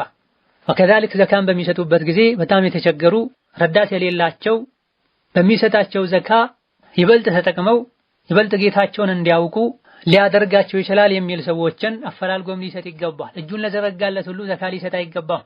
ዝምድናን ለማጠናከር ብሎ ለዘመዶቹ ብቻ ሊሰጥ አይገባም፣ ዘካ የማይገባቸው ከመሆኑ ጋር። አሊያ ደግሞ ለኔም ለንብረቴም አደጋ ናቸው የሚላቸው ሰዎችን መከላከያ ሊያደርግም አይገባም። ታዲያ ለማን ነው የሚሰጠው? አላህ በተከበረው ቃሉ ግልጽ በሆነ መልኩ ሱረቱ ተውባ ቁጥር 60 ላይ አብራርተው ነግሮናል። ኢነመ ሰደቃቱ የዘካ ሰደቃው እኮ ሊልፉቀራ ወልመሳኪን ወልዓሚሊን ዐለይሃ ወልሙአለፈቲ ቁሉብሁም 8 አይነት ሰዎችን አስከትሎ ዘርዝሯል። እነዚህ 8 አይነት ዘካ የሚገባቸው ሰዎች ለሁለት የሚከፈሉ ናቸው። ከ1 እስከ 4 ያሉት ገንዘቡን ቀጥታ በእጃቸው መስጠት ተምሊክ ማድረግ ግዴታ የሚሆን ነው። ላመት ተምሊክ ነው። ዘካው እኮ ለፈቂሮች ነው፣ ለምስኪኖች ነው፣ የዓሚሊን ዐለይሃ ነው፣ የሙአለፈት ቁሉብሁም ነው። በእጃቸው ልታስገባ ሐቃቸውን ልሰጣቸው ይገባል። በጓሮ የሆነ ነገር አድርገህ ከዘካ እንዲያርግልሃለሁ አይባልም ማለት ነው። ለዚህ ለአራቱ የቤት ክራይ ከፍዬልሃለሁ፣ የዓመት ቀለብ ገዝቼልሃለሁ አይባልም። የራሱ ሐቅ ነው፣ በእጁ ስጠው። ሞኝ ከሆነ ገንዘብ መያዝ የማይችል የሚያጠፋ ከሆነ ማስፈቀድ ማሳወቅ ይቻላል። እኔ ጋር ይሄን ያክል የዘካ ገንዘብ አለ፣ ምን ላድርግልህ፣ በዚህ እንደዚህ ነገር ላቅርብልህ፣ ልግዛልህ ወይ ተብሎ ተጠይቆ ሊደረግ ይችላል። ነገር ግን ገንዘብ በአግባቡ መያዝ የሚችል ከመሆኑ ጋር እኔ ጋር ዘካ አለ እንዲያድርግልሃለሁ አይባልም። ሐቃቸው ነው፣ በእጃቸው ሊገባ ይገባል። ሌሎች ከዛ ውጭ ያሉ የተቀሩ አራቱ በእጃቸው ማስገባት የግድ አይደለም። ለነሱ ይሰጥ ለተባለበት ዓላማ ማዋል ይቻላል። ማናቸው እነዚህ? አንድ ባንድ ስናያቸው አላህ ተባረከ ወተዓላ በሕክማው በጥበቡ ዘካ ይገባቸዋል ብሎ የገደባቸው ሰዎች ናቸው። ከዚህ ውጪ ላለ ለማንም ዘካን አሳልፎ መስጠት አይቻልም። ማውጣቱ ብቻ ሳይሆን ሊያሳስበን የሚገባው አወጣጡ አሰጣጡም ጭምር ሊያሳስበን ይገባል። ዘካውን በማውጣታችን ገንዘብ በመስጠታችን ብቻ አይደለም አላህ ፊት ከተጠያቂነት ምንድነው፣ መስጠት ባለብን መልኩ መስጠት ላለብን አካልም ስንሰጥ ጭምር ነው ብለናል። ለካፍር ሁሉ ሳይቀር ዘካን አሳልፎም ይሰጣል። ሀብት ላለው አቅም ላለው ሰው ሁሉ አሳልፎም ይሰጣል። የዘካን ገንዘብ ቤታቸው አስቀምጠው እንግዳ ሲመጣ እንግዳን የሚያስተናግዱበትም አሉ። ዓመት ሙሉ ቤታቸው አስቀምጠው ምስኪን በመጣ ቁጥር እየቀነሱም ይሰጣሉ። በይነማ መሆን ያለበት ዘካ ዓመት እንደሞላው በዛው ጊዜ ከምስኪኖች እጅ መግባት አለበት። ዘካውን ከገንዘቡ ለይቶ ሌላኛ ኪስ ላይ ሌላ ሂሳብ ላይ ሌላ ሳጥን ላይ እንኳን ቢያስቀምጠው ኃላፊነቱን በአግባቡ አልተወጣም። ከምስኪኖች እጅ መድረስ አለበት። እውቀት የሌለው ሰው እንዴት ላውጣ፣ ለምን አይነት ሰው ልስጥ ያለ ዑለሞችን ሊያማክር ይገባዋል። ከሚሰጣቸው ውስጥም ይበልጥ ቅድሚያ ሊሰጥ የሚገባ ይኖራል። ይሄን ለማወቅ እውቀት ያስፈልጋል፣ ብስለት ያስፈልጋል። ለነዚህ ለስምንቱም እያንዳንዱ ሰው ከዘካው ቀናንሶ ማከፋፈል ማዳረስ አለበት ወይስ ከነዚህ መሃል አንዱ መስጠት ይቻላል? ኢማም ሻፊዒ ለስምንቱም ማካፈል ግዴታ ነው የሚል አቋም እንዳላቸው ተነግሯል። ሌሎች ዑለሞች ግን ከስምንቱ መሃል አንዱ መስጠት እንደሚቻል ተናግረዋል። ለዚህም ደሊል አሉ። ሐዲሱ ላይ ነብዩ ሰለላሁ ዐለይሂ ወሰለም ዘካ ከሀብታሞች ተወስዶ ለድሆች ይሰጣል ብለዋል። ዘካ ከሚገባቸው 8 አይነት ሰዎች አንዱን ብቻ ነው የጠቀሱት ነብዩ ሰለላሁ ዐለይሂ ወሰለም እና ከስምንቱ ለአንዱ መስጠት ይቻላል። አስፈላጊ ሆኖ ከተገኘ ማከፋፈልም ተገቢ ነው የሚባልበት ሁኔታ ይኖራል። ማናቸው እነዚህ? ከስምንቱ የዘካ ሰዎች አንደኛው ፈቂር ነው። ፈቂር ማለት ከሚያስፈልገው ገቢ ትንሹን አግኝቶ አብዛኛውን ያላገኘ ማለት ነው። ሁለተኛው ምስኪን ነው። ከዚሁ ተቀራራቢ የሆነ ምስኪንና ደሃ ልዩነታቸው ምንድነው ካለን ፈቂር ከሚያስፈልገው ወጪ ትንሹን እንጂ ያላገኘ ማለት ነው ብለናል። ምስኪን ግን አብዛኛውን አግኝቶ ትንሽ የጎደለው ማለት ነው። ለሁለቱም የሚያስፈልጋቸውን ያክል መስጠት ግዴታ የሆነበታል። አቅም ያለው ሰው ከዘካ አስቦ የሚሰጠው የዓመት ወጫቸውን ቀጣይ ዓመት ላይ ተመሳሳይ በሆነ መልኩ ወጫቸውን ያገኛል። እስከዛ አላህም ሊያብቃቃቸው ይችላል እንጂ አቅመ ደካማ ነውና ሙሉ የዘካ ሀብቴን ለሱ ብቻ ሰጥቼ ሌሎችን አስርባለሁ አይባል። የዓመት ወጪው ይሰጠዋል። ይሄም ከተቻለ ካልሆነ ለጊዜው ችግሩ የሚወጣበት ለጊዜው የሚያስፈልገው ይሰጣል። ሶስተኛው ዘካ የሚገባቸው ሰዎች አልዓሚሉን ዐለይሃ የሚባሉ ናቸው። አልዓሚሉን ዐለይሃ ማለት ዘካ እስላማዊ ስርዓት ባለበት አካባቢ ላይ ከባለ ሀብቶች በመቀበል ግምጃ ቤት ላይ የሚሰበሰብበት ስርዓት ሲኖር ከባለ ሀብቶች ዘካ ከሚያወጡ ሰዎች ዘካን ተቀብለው ቆጥረው እንዲያመጡ በባለስልጣን በሀገሩ መሪ ወይም በወኪሉ ኃላፊነት የሚሰጣቸው ሰዎች ማለት ነው። ይሄን ያላግባብ በመረዳት በስራቸው ተቀጥረው የሚሰሩ ሰራተኞች በየዓመቱ የዘካ ጊዜ ሲደርስ ሱቅ ውስጥ ድርጅት ውስጥ ያለን ዕቃ ስለቆጠሩ ወልዓሚሉን ዐለይሃ የሚለው ውስጥ ይገባሉ ብለው ዘካ የሚሰጡ ሰዎች አሉ። ወልዓሚሉን ዐለይሃ ማለት እስላማዊ ስርዓት ባለበት ሀገር ላይ መንግስት ከባለ ሀብቶች ዘካን ተቀብሎ ግምጃ ቤት ላይ በሚያስቀምጥበትና ለሚገባቸው እሱ በሚያከፋፍልበት ሁኔታ ላይ ዘካን ከባለ ሀብት አምጡ ብሎ ስልጣን የሰጣቸው ሰዎችን ብቻ ነው የሚመለከተው። ከዛ ውጪ በበጎ ፈቃደኝነት ከባለ ሀብቶች ዘካ እየተቀበለ ለምስኪኖች የሚሰጥ ሰው አሊያ ደግሞ አንድ ድርጅት ውስጥ ባለ ሀብት ዘንድ የሚሰራ ሰው ከዚህ ዘካ አይገባውም። ደሃ ከሆነ አቅመ ደካማ ከሆነ ራሱን በቻለ መንገድ ምስኪን፣ ፈቂር፣ ጋርም በሚለው ውስጥ ገብቶ ሊቀበል ይችላል። በዘካ ዙሪያ ስራ ሰርቻለሁ ብሎ ግን ዓሚሉን ዐለይሃ ውስጥ ገባለሁ ብሎ ዘካ ሊሰጥ የሚችለው ዘካን ከባለ ሀብቶች ተቀብሎ ግምጃ ቤት ላይ አስቀምጦ ለሚገባቸው ሰዎች የሚያከፋፍሉበት መንግስታዊ ስርዓት ሲኖር፣ እንደዚሁ ዘካን ስጥልኝ ተብሎ ከባለ ሀብት የተወከለ ግለሰብ ስጥ በተባለው መልኩ ነው መስጠት ያለበት። ስም ዝርዝር አስቀምጦ ለነገሌ ይሄን ያክል ስጥልኝ ካለው ግለሰቦችንም ለነሱ ይሰጥ የተባለውን መጠን መቀናነስ ማስተካከል አይፈቀድለትም። እንደዚሁ ደግሞ ራሱ ድሃ እንኳ ቢሆን አድረስ ተብሎ ከተሰጠው መውሰድ አይገባም። ዘካን አድረስ ተብሎ ዘካን ለማድረስ መንቀሳቀስ ቢያስፈልገው ወጪ ቢያስፈልገው ከዘካው ወጪ ማድረግ አይፈቀድለትም። ስለዚህ ወኪል አድርግ በተባለው መልኩ ብቻ ነው ማድረግ ያለበት። አላሁመ ኢላ ዘካ ስጣቸው ተብሎ ከተገደቡለት ሰዎች ውስጥ አንዱ ዘካ እንደማይገባው ለምሳሌ ሶላት እንደማይሰግድ አሊያ ደግሞ ጭራሹኑ ሙስሊም እንዳልሆነ አሊያ ደግሞ አቅም እንዳለው ዘካ እንደማይገባው ቢያውቅ ለሱ መስጠት አይወጅብበትም። ይልቅ ዘካ ስጥ ላለው አካል ባለ ሀብቱ እገሌ እኮ ዘካ አይገባውም ብሎ እሱን እንዲቀየር ማድረግ ይጠበቅበታል። ከዚህ ውጪ ግን ዘካ የሚገባቸው ከመሆኑ ጋር ለነገሌ ስጥ የተባለውን ለሌሎች አሳልፎ ሊሰጥ ሊጨምር ሊቀንስ እንደፈለገ ሊያደርግ አይገባውም። አራተኛው ዘካ የሚገባቸው አካላት አልሙአለፈቱ ቁሉቡሁም የሚባሉ ናቸው። ሙስሊም ያልሆኑ ነገር ግን ይሰልማሉ ተብሎ የሚከጀል አሊያ ደግሞ ስልጣን፣ ክብር፣ ተሰሚነት ስላላቸው ለነሱ ዘካ ቢሰጣቸው ሸራቸውን ከእስላም ከሙስሊሞች ይከላከላሉ አሊያ ደግሞ ሊሰልሙም ሌሎችን እንዲሰልሙ ሊያደርጉም ይችላሉ ተብሎ የሚታሰብ ከሆነ ያልሰለሙ ሊሰጥ ይችላል። በዚህ አጋጣሚ ብቻ ነው ለካፍር ዘካ የሚሰጠው። ሌላ ጊዜ ደግሞ ሰልመውም እስላም ላይ ያረጉ አሊያ ደግሞ በመስለማቸው ምክንያት ቤተሰብ ያገለላቸው፣ ንብረታቸውን ያጡ፣ ችግር ላይ የወደቁ ለሆኑ ኢማናቸው እንዲጸና በማለት ዘካ ይሰጣል። ከዚህ ውጪ ለካፍር የተኛው መልኩ ዘካ አይሰጥም። አምስተኛው ዘካ የሚገባቸው ወፊር ሪቃብ ከባርነት ነፃ ለመውጣት ካለቃቸው ጋር ውል የተፈራረሙ አሊያ ደግሞ ቃል የተገባላቸው ራሳቸውን ከባርነት ነፃ ለማውጣት የሚከፍሉት ገንዘብ የሌላቸው የሆኑ አካላትም ዘካ ይሰጣቸዋል። ይሄ ባልንበት ጊዜ ብዙ መነጋገሪያ አይደለም በተለይ ሀገራችን ላይ። ይህ እንዳለ ሆኖ ባሪዎችን አለቆቻቸው ይሄን ያክል ካመጣህ ነፃ አወጣለሁ እንኳን ባይሏቸው እንዲሁ ከዘካ ገንዘብ ባሪያ ካለበት ተፈልጎ ከባርነት ነፃ እንዲወጣ ማድረግም ይቻላል። ነው ኢስላም ባርነትን ለማጥፋት የተለያዩ ህጎችን እንደደነገገ ከዚሁ እንረዳለን። እዚህ ውስጥ ከሚካተቱ ነገሮች አንዱ ምርኮኞችን ከዘካ ገንዘብ የከፈሉ ነፃ ማውጣት ይቻላል። ከዑለሞች አቅዋል ራጂሑም ይሄ ነው። ወከዛሊክ ህፃናትን አዋቂንም ጭምር እየጠለፉ ወስደው ይሄን ያክል ብር ካልሰጣችሁኝ እገድለዋለሁ ወይም ደግሞ በህይወት አታገኙትም የሚሉበት ሁኔታ ካለም በሌላ መንገድ የጠየቁትን ገንዘብ ከፍሎ ነፃ ማውጣት ካልተቻለ ከዘካ ከፍሎ ነፃ ማውጣት እንደሚቻል የዘመናችን የፊቅህ ሊቃውንቶች ተናግረዋል። ስድስተኛው ዘካ የሚገባቸው ጋሪሞች ናቸው። ጋሪም ማለት የተጣሉ ቡድኖችን ጎሳዎችን ለማስታረቅ ከራሱ ወጪ አድርጎ የፈሰሱ ደሞችን ካሳቸውን የከፈለ የወደሙ ንብረቶችን ከራሱ ገንዘብ የከፈለና ሰዎችን ያስታረቀ ያስማማ በዚህም ለወጪ የተዳረገ ሰው ማለት ነው። በራሱ ሀብታም እንኳን ቢሆን ያወጣው ወጪ ከዘካ ይተካለታል።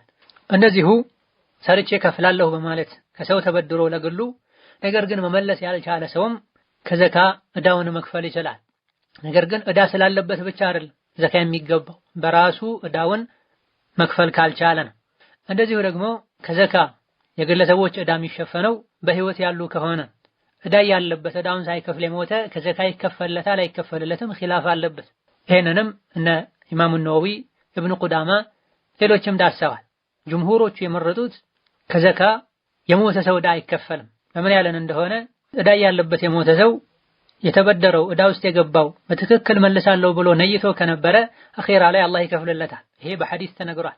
ሊያጠፋው ላይመልሰው ነይቶ ከሆነ የወሰደው እዚህ ቢከፈልለትም ዋጋ አይኖረው አኺራ ይጠየቅበታል በመጥፎ ንያው። እንደዚሁ ደግሞ እዳ ያለበት ለሞተ ሰው ዘካ ይሰጥ ቢባል በህይወት ያሉ እዳ ውስጥ የተዋጡ ሰዎች ይቸገራሉ። የሞተ ሰው ሞቷል፣ ባለ እዳው ፈልጎ አግኝቶ ሊያሰቃየው አይችልም። በህይወት ያለን ባለ እዳ ነው ሰዎች የሚያሰቃዩት። እንደዚሁ ደግሞ ሰዎች ለሞቱ ዘመዶቻቸው እዳ እየከፈሉ ከዘካ የሚጠቀሙ አቅመ ደካሞች፣ ቆመው የሚሄዱ በእዳ የተሰቃዩ የተቸገሩ ሰዎች ከዘካ ምንም አይነት ድርሻ አያገኙም።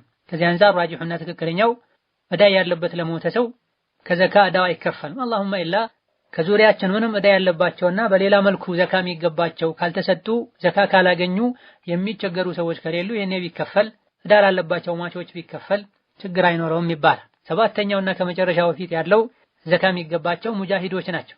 በአላህ መንገድ ጂሃድ የሚያደርጉ ለራሳቸውም ይሁን ለመሳሪያቸው ከዘካ ወጪ ማድረግ ይቻላል። ነገር ግን ከግምጃ ቤት ወጪ ማይደረግላቸው ከሆነ ነው የሚያስፈልጋቸውን ነገር ሁሉ ከግምጃ ቤት የሚያገኙ ከሆነ ከዘካ አይሰጣቸው። ፊ ሰቢልላህ ማለት እስላም የበላይ እንዲሆን በትክክለኛ መንገድ ጂሃድ የሚያደርጉ ማለት ነው። በተረፈ መስፈርቱን ያላሟላ እስላም እውቅና ማይሰጠውን ጂሃድ የሚሉት እንቅስቃሴ ለሚያደርጉ ሁሉ ዘካ አይገባም። ፊ ሰቢልላህ የሚለውን በተመለከተ ዑለሞች 4-5 የሚደርሱ አቅዋሎች አሏቸው። ፊ ሰቢልላህ የሚለው በጂሃድ ብቻ የተገደበ ነው ወይስ ሐጅና ዑምራ? እንደዚሁ ደግሞ የተኛው አላህ የሚወደው በጎ አድራጎት እዚህ ውስጥ ይገባል አይገባም? ሰፊ ኺላፍ አለ። ራጂሑና ትክክለኛው ፊ ሰቢልላህ ጂሃድ ላይ ብቻ የተገደበ ነው። ጂሃድ ላይ ብቻ የተገደበ አይደለም፣ በአላህ መንገድ የሚደረግ ወጪ ሁሉ እዚህ ውስጥ ይገባል ያሉ ከዘካ መስጊድ መስራት ይቻላል፣ ከዘካ ሐጅ ማስደረግ ይቻላል፣ ከዘካ መድረሳ መስራት ይቻላል ኢላ ገይሪ ዛሊክ ያሉበት ሁኔታ። ነገር ግን ይህ ትክክል አይደለም። ምክንያቱም ለምን ያለን እንደሆነ አንቀጹ ላይ ኢነማ ብሎ አላህ በሐስር ነው የጀመረው። የዘካ ሰደቃው እኮ የሚገባቸው ብሎ 8 ሰዎችን ብቻ ነው ያስቀመጠው። ሁሉም አላህ ለሚወደውና በጎ አድራጎት ዘካን መስጠት ይቻላል ቢባል ኢነማ የሚለው ዋጋ አይኖረው። እንደሚታወቀው ሐስር ቀጥሎ ለተጠቀሱ ነገሮች ብቻ ብይኑን የሚገድብ ነው። ከዛ ውጭ ያሉትን በሙሉ ከብይኑ ውጭ የሚያደርግ ነው። ስለዚህ አንድ ከዚህ አንፃር ለመስጂድ ለጋራ ጥቅም ለሚውሉ መድረሳ መሰል ነገሮች ዘካ አይሰጥም። እንደዚሁ ከዘካ ገንዘብ ተቀብሎም ሐጅ ማድረግ ተገቢ አይደል። ምክንያቱም ሐጅ የሚወጅበው አቅም ያለው ሰው ላይ ነው። ዘካ የተፈቀደው ለተወሰኑ ሰዎች ነው፣ ችግር ላለባቸው አሊያ ደግሞ ከእስላም ችግርን ለሚከላከሉ ሰዎች ነው፣ ለሙጃሂዶች ሙአለፈት ቁሉብህም ለሚባሉት ነው፣ ለጋሪሚን። ዘካን ተቀብሎ ሐጅ የሚያደርግ ሰው ራሱም ዋጅብ ያልሆነበትን ነገር ነው እያደረገ ያለው። እሱ ሄዶ ሐጅ በማድረጉም ለእስላም የሚያበረክተው ነገር የለም ለራሱ እንጂ። መስጂድ በሚሰራበት ጊዜም ሀብታሙም ድሃውም ሁሉም ነው የሚሰግድበት። ይልቅ እንዲህ አይነት ነገሮች መሰራት ያለባቸው ግለሰቦች ከንጹህ ገንዘባቸው በሚያደርጉት አስተዋጽኦን። ዘካ ለመስጂድና ለመሰል ነገሮች ይዋል ከተባለ በአንድ በኩል የኸይር በሮችን መዝጋትም ጭምር ነው የሚሆነው። ባለሀብቶች አላህ ከሰጣቸው እንዳይሰጡ በዘካ ይሄ በር እንዲዘጋ ነው የሚያደርገው። እንደዚሁ ደግሞ አቅመ ደካሞች በየቦታው እንዲጎዱ እንዲቸገሩ ነው የሚያደርገውና ወፊ ሰቢልላህ የሚለው ጂሃድ ላይ ብቻ መገደብ አለበት። ባይሆን ፉቃሃዎች ፊ ሰቢልላህ የሚለው ውስጥ ዒልም ይገባል ብለዋል። ምክንያቱም ጂሃድ ሁለት አይነት ነው። የሰይፍና የጉልበት ጂሃድ አለ፣ የመላስና የብዕር ጂሃድ አለ። በሰይፍና በጉልበቱ ጂሃድ እስላምን እንደምንጠብቀው ሁሉ በመላስና በብዕሩ ጂሃድም እስላምን እንጠብቃለን። አላህም ተባረከ ወተዓላ ሁለቱንም የጂሃድ አይነቶችን ሱረቱል በቀራ መጨረሻ አካባቢ ላይ በአንድ አንቀጽ አብሮ ጠቅሷቸዋል።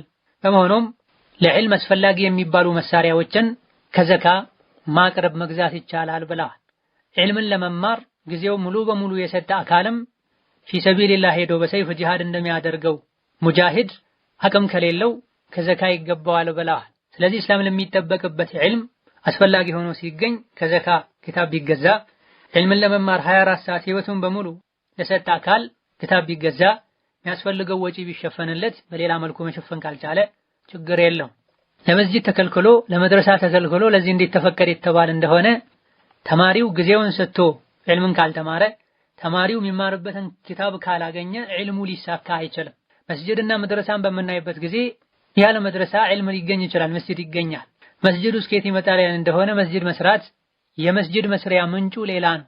ባለ አቅሞች ባለ ሀብቶች በራሳቸው መንገድ ከንጹህ ገንዘባቸው መስጂድ ሊሰሩ ይገባቸዋል። ከዚህ አንፃር ሁለቱ ይለያያሉ ተብሏል። 8ኛውና የመጨረሻው ዘካ የሚገባው ኢብነ ሰቢል ነው። ኢብነ ሰቢል ማለት ሙሳፊር መንገደኛ ማለት ነው። ከአንድ ሀገር ወደ ሌላ ሀገር የሄደ ተዘርፎ አሊያ ደግሞ ወጪ አልቆበት አሊያ ደግሞ ንብረት ወድሞበት ወደ ሀገሩ መመለሻ አጥቶ የተቸገረ ኢብነ ሰቢል ይባላል። ሀገሩ ላይ ባለሀብት እንኳን ቢሆን ወደ ሀገሩ የሚደርስበትን የሚያስፈልገው ወጪ ከዘካ ይሰጠዋል። ተበድረ ሂድ ወይም ደግሞ የራስህ ጉዳይ ሀብታም ከሆንክ አይባልም ማለት ነው። እስላም ሁሉንም ሐቅ የሚጠብቅ ነው። እነሆ ዘካ የሚገባው ለነዚህ ለ8 አይነት ሰዎች ነው። ከዚህ ውጪ ላለ ወይም እዚህ ውስጥ ለማይካተቱ ዘካን መስጠት አይቻልም። ለካፍር ዘካ አይሰጥም። ነቢያችን ሰለላሁ ዐለይሂ ወሰለም ከሀብታሞች ተወስዶ ለድሆች የሚሰጥ ነው ሲሉ ሙስሊሞችን የሚመለከተው። እንደዚሁ ደግሞ የሚያከፍር ቢድዓ ላይ ላለ ሰውም ዘካ አይሰጥም። ከአላህ ውጪ ላለ አካል የሚያርድ የሚሰግድ ጂኒን የሚለምን በቁርአንና በሐዲስ በግልጽ ተነግረው ዑለሞች የተስማሙባቸው ነገሮችን እውቀት ላይ ሆኖ የሚያስተባብል መሰለ የሆኑ የሚያከፍሩ ቢድዓዎች ላይ ያለ ዘካ አይሰጠውም። ለካፊርም ይሁን ለእንዲህ አይነቱ ሰው ከዘካ ውጪ ካሉ የሰደቃ አይነቶች መስጠት ችግር የለውም። ቀጥታ ወንጀል ላይ እንደሚያውለው እስካልተረጋገጠ ድረስ ሶላትን በመተው ለከፈረ ሰው እንደዚሁ ዘካ አይሰጠውም። ማያከፍሩ ወንጀሎችን የሚዳፈር ኩፍር ደረጃ ያልደረሱ ቢድዓዎች ያለበት ሰው አስፈላጊ ሆኖ ከተገኘ ቢሰጥ ችግር የለው። እነሆ በእንዲህ እንዳለ ዘካ ግንድና ቅርንጫፍ ለሚባሉ አይሰጥም። ግንድ ማለት ወላጆች የወላጅ ወላጆች ማለት ነው።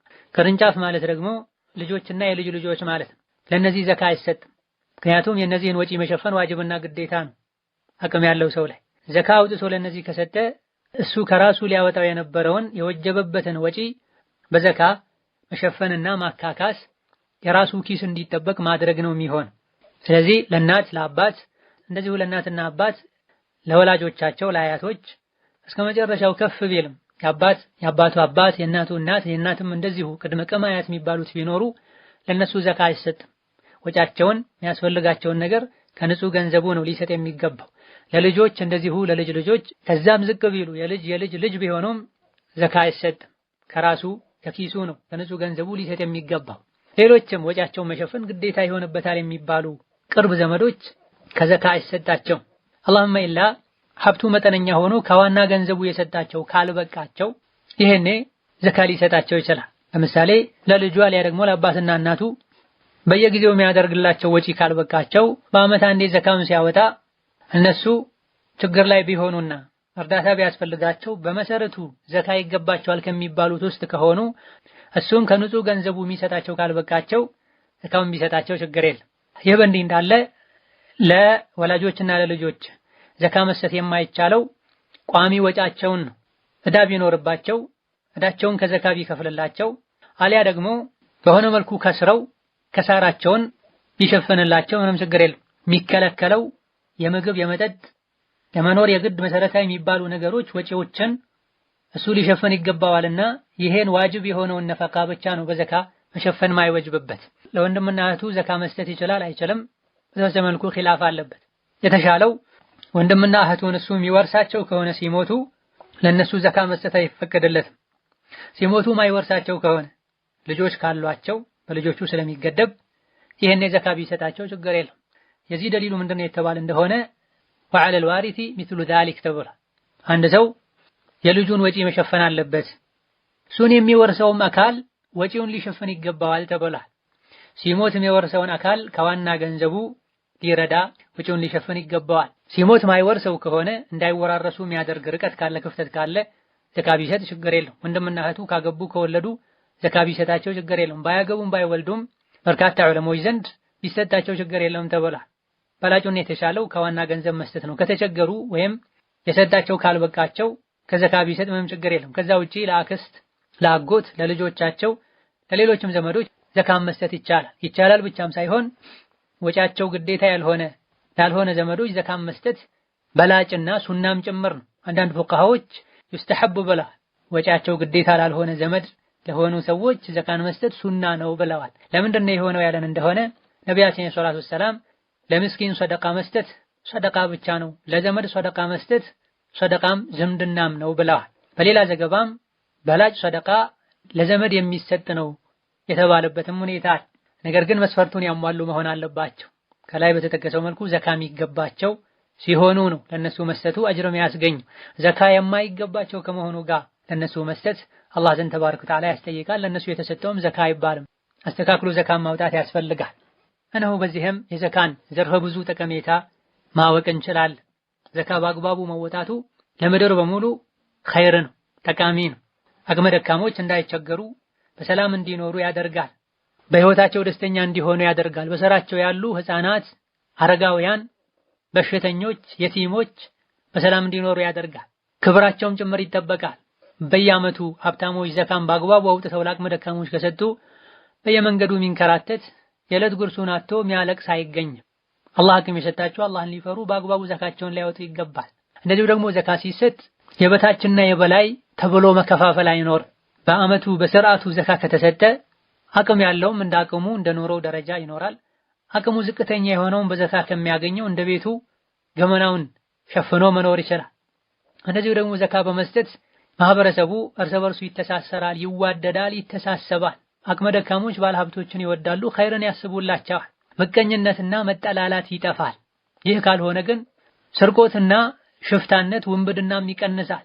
ዘካን በአግባቡ ባለማውጣትና በስስትነት ሊመጣ የሚችል ነፍስ ለማጥፋት የማሰብ ወንጀልም ጭምር ይቀራል።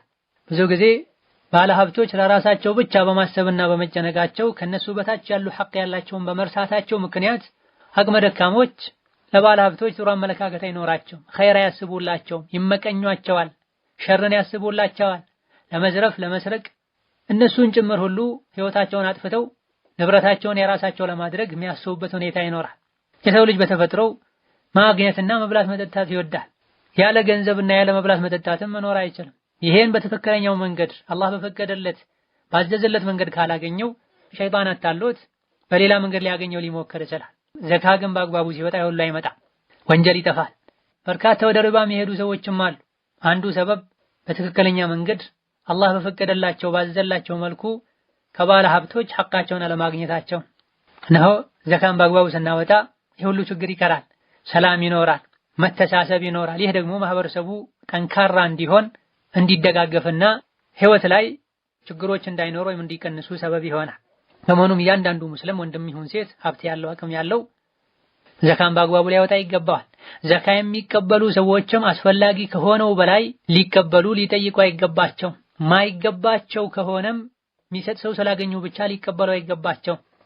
እንዲሁ ዝም ብሎ ገንዘብ ለማከማቸት ያሉ ሌሎችን የጎዱ የዘካን ገንዘብ መቀበል የራስን ኪስ ለመሙላት ብሎ የሌሎችን ኪስ ባዶ ማድረግ አኺራ ላይ ከፍተኛ ቅጣትና ውርደትን ያስከትላል።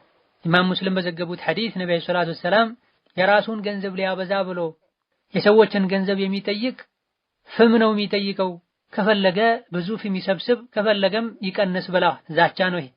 በሌላም ኢማሙ ትርሚዚና ሌሎች መዘገቡት ሐዲስ ሰውን መጠየቅ አቅም ላለው ለጊዜው የሚብቃቃበት ላለው ሰው አይፈቀድም፣ ድህነት ወገቡን ለሰበረው ዕዳ ላስቸገረው ሰው ካልሆነ በስተቀር ብለዋል።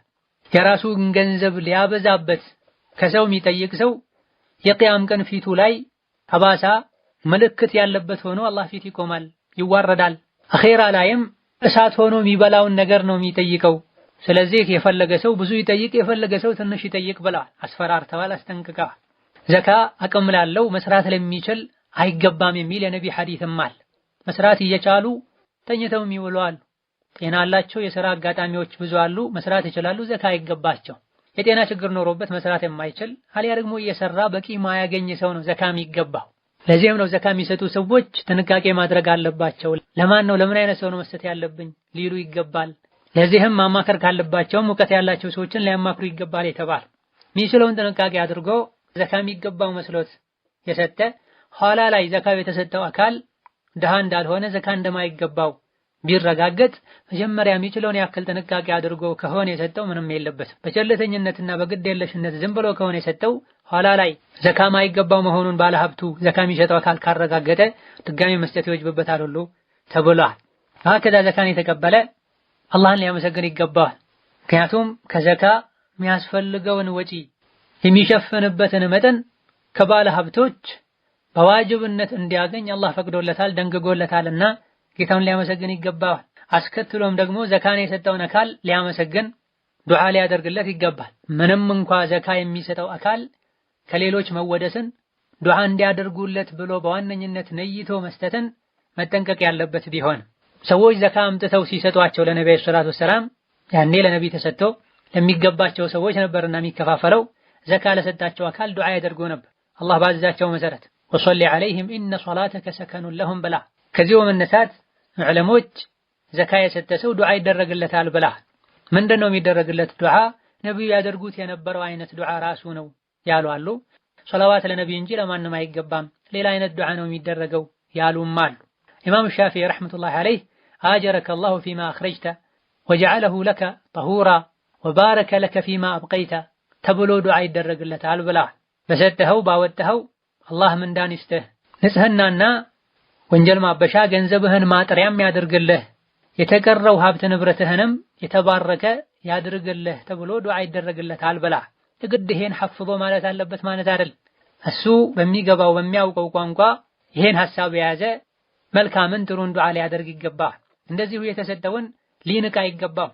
ወከዛሊክ ዘካ የሚሰጠውም አካል ዘካ የሚገባቸው ችግር ላይ ያሉ ሰዎችን ካወቀ በፍጥነት ክብራቸው በተጠበቀ መልኩ ዘካን ሊያደርስላቸው ይገባል። ዘካን በመስጠቱ ደስተኛ ሊሆን ኸይር ነገር ላይ ሊሽከዳደም ይገባል። ዘካን ሊያዘገይ በጭራሽ አይገባም። ነገ የሚመጣውን አያውቅም። ሞቱ አላህ ዘንድ ከመጠየቁ በፊት ዘካ ከወጀበበት በኋላ ንብረቱ ወድሞ የሚያወጣበትን ከማጣቱ በፊት ፈጥኖ ሊሰጥ ይገባል። ከሞትኩ በኋላ ቤተሰብ ሊያወጣልኝ ይችላል ብሎ ሊያስብ አይገባም። ብዙ ሁኔታዎች ላይ ሟች እንደሞተ ልጆቹ በንብረት ተጣልተው አይደለም የሞተውን አካል ራሳቸውና ፊት ለፊት ያለውን ወንድማቸውን ወንድምነት እህትነት የሚረሱበት ሁኔታ አለ። ከዛልክ ዘካ የወጣለት ንብረት እየጨመረ ይሄዳል፣ ከአደጋዎች ይጠበቃል። ኹዝ ሚን አምዋሊሂም ሰደቀተን ቱጠሂሩሁም ወቱዘኪሂም ቢሃ ብሏቸዋል ነብዩ ሰለላሁ ዐለይሂ ወሰለም። ዘካ መስጠት ንብረትን ያጠራል፣ ውስጥንም ከስስታምነት ከስግብግብነት ያጠራል፣ ገንዘብንም ያለ አግባብ ሊቀላቀሉ ከሚችሉ የሰው ሐቆች ያጠራል። ለአላህ ብለን ያወጣነውን እንደሚተካለን እሱ ከራዚቆች ሁሉ የተሻለ ራዚቅ እንደሆነ አላህ ነግሮናል። አላህ ስጥ ያለውን የሰጠ አላህን የፈራ አላህ እንደሚተካለትም ያመነ መልካሙን መንገድ አላህ ያገረለታል ብሎናል ሱረቱ አለይል ላይ። መስጠት ያለበትን ያልሰጠ ከጌታው የተብቃቃ የኮራ በጀነት ያስተባበለ ከሰጠ አላህ እንደሚተካለትም አምኖ ያልተቀበለ ለአስቸጋሪው መንገድ እናገረዋለን እንዳርገዋለን ብላ ሰስቶ የሰበሰበው ገንዘብ ጀሃነም ላይ ሲንከባለል ሲዋረድ አኺራ ላይ ምንም አይጠቅመውም ተብሏል። እነሆ ዘካን ሰደቃን መስጠት አላህን የመውደድ ምልክት ነው። የኢማን ጥንካሬ መገለጫም ነው። አላህና መልእክተኛው ያዘዙትን ፈጥኖ የመታዘዝ ምልክትም ከገንዘብ ይልቅ አላህና ረሱልን አኺራ እንደሚወዱ ማሳያ ነው። ለዚህም ነው ለአላህ ብለን የምንሰጠው ወጪ የምናደርገው ነገር ሰደቃ የተባለ። ሰደቃ ማለት የሳድቅነቱ የትክክለኛ አማኝነቱ ማሳያ ምልክት ማለት ነው። በተፈጥሮ የሰው ልጅ ገንዘብ ይወዳል። ለፍቶ ደክሞ ያመጣውን የሚወደውን ገንዘብ ለአላህ ብሎ መስጠቱ በአላህ የማመኑ ምልክት ነው። አኺራን ከአዱንያ የማስበለጡ ምልክት ነው። ሙሉ ሀብታችን የሰጠንም አላህ ነው። ከሀብቱ ትንሽ ቀንሳችሁ ስጡ ብሎ ያዘዘንም አላህ ነው። አንድ ሀገር ላይ ያሉ ሰዎች ዘካን በአግባቡ ሲሰጡ ሀገሩ ሰላም ይሆናል። የሀገሩ ሪዝቅ በረካ ያለው ይሆናል። ሀገሩ ላይ ዝናብ እንደ ልብ ይገኛል። በተቃራኒው ደግሞ ዘካ ሲከለከል ሀገሩ ላይ ሰላም ይጠፋል፣ ድርቅ ይበዛል። ሰዎች የሚሰበስቡት ሀብት የሚቆጥሩት የሚሰበስቡት ሀብት ቢኖራቸውም በረካ ቢስ ይሆናል። ቀደም ሲል የተጠቀሱ አይነት ፈሳዶች ይበዛሉ።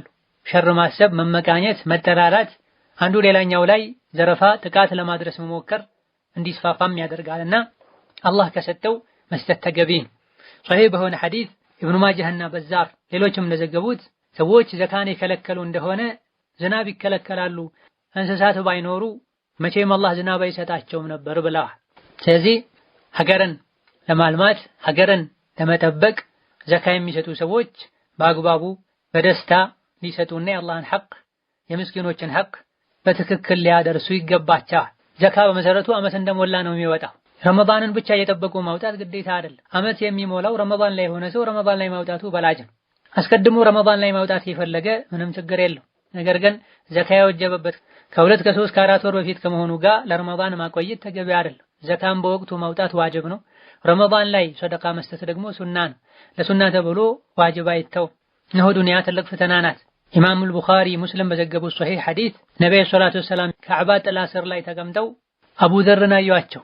ከዛም ሁሙል አኽሰሩነ ወረቢል ከዕባ አሉ ነቢ፣ እነሱ ናቸው ከሳሪዎች በከዕባ ጌታ ይሆንብኛል፣ አባቴና እናቴ የእርሶ ፊዳ ይሁኑ፣ ማናቸው እነዚህ ከሳሪዎች ብለው አቡ ዘር ሲጠይቋቸው እዚህ ዱንያ ላይ ብዙ ሀብት ያላቸው አኺራ ላይ ከሳሪዎች የሚቀሉ የሚያንሱ ሰዎች እነሱ ናቸው። ነገር ግን ኢላ መን ቃለ ሃከዛ ወሃከዛ ወሃከዛ እንዲህ እንዲህ እንዲህ ያደረገ ሰው ሲቀራ ከፊት ከኋላ ከግራ ከቀኝ አላህ ከሰጣቸው የሚሰጡት ሲቀሩ አኺራ ላይ የሚያንሱ የሚቀሉ እነሱ ናቸው ብላ።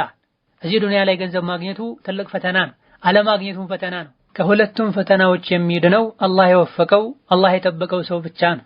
ስለዚህ ዱንያን አላህ መፈተኛችን እንዳያደርጋት ዱዓ ማድረግ፣ ዱንያን አላህ ከሰጠን በአግባቡ መያዝና በአግባቡ ወጪ ማድረግን አብሮ እንዲሰጠን፣ ዱንያን በማጣት አላህ የፈተነው ሰውም ሰብሩን አብሮ እንዲሰጠው ዱዓ ሊያደርግ ይገባዋል። هذا والله تعالى أعلم። አላህ ተባረከ ወተዓላ በአግባቡ ጾመው ሰግደው ኸይርን ሰርተው አኺራ ላይ ከሚሸለሙ ባሮቹ ያድርገን። አላህ ተባረከ ወተዓላ ለሁላችንም ጠቃሚ እውቀት ከመልካም ሥራ ጋር ያደለን። አላህ ሀብቱን ለሰጣቸው መስጠቱንም ጭምር ይስጣቸው። ለአቅመ ደካሞች የርዝቁን በር እሱ ቀጥታ ይክፈትላቸው።